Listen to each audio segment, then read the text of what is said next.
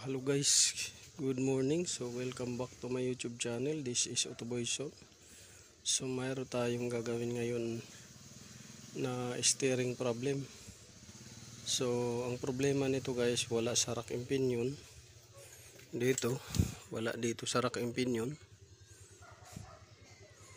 wala rin dito sa torque drive motor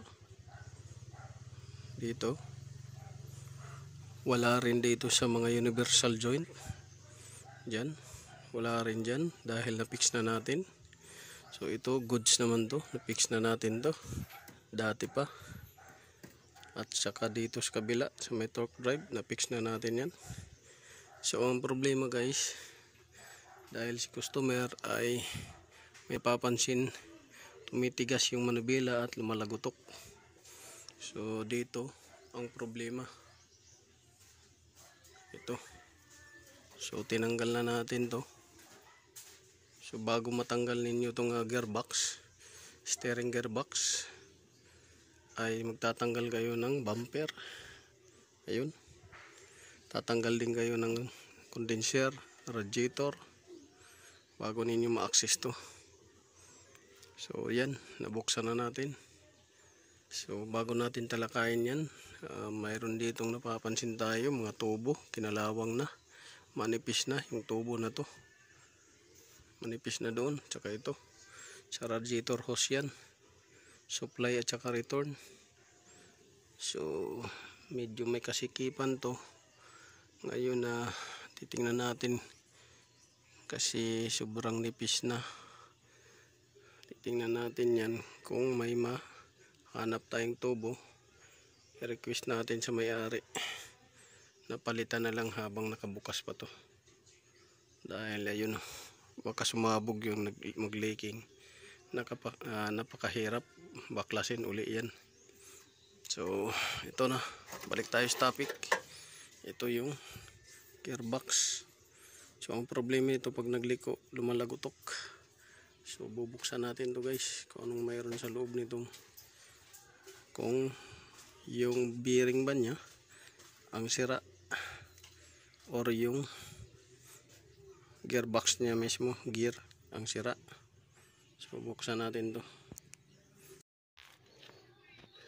So ayan guys, nabuksan na natin. So ang problema, pinasok ng tubig at lumaki yung awang niya or yung baklas niya. So ayan o, kikita nyo malayo siya. So kailangan yan malapit yung gear na yan dalawa para lumiko at walang lagotok. So ayan yung naging problema, pinasok ng tubig tapos lumayo yung gear, lumayo, hindi umabot yung pinion shaft nya.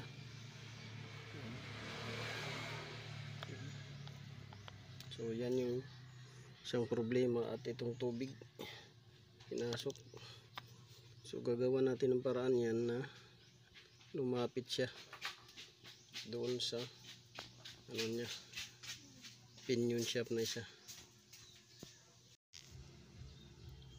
So ayan na guys,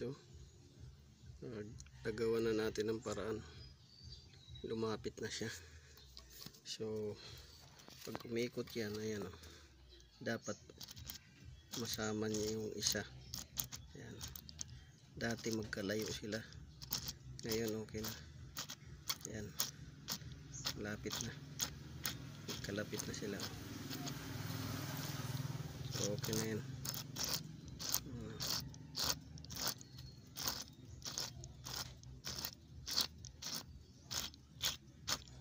So lalagyan na lang natin yan ng grasa.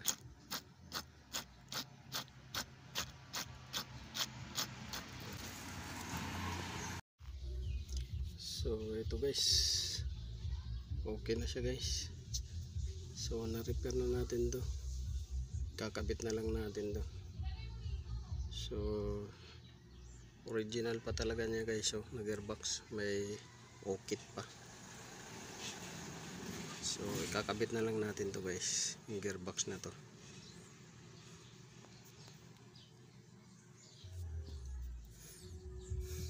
So nandun yung ano natin, unit, kakabitan natin dyan. So okay na.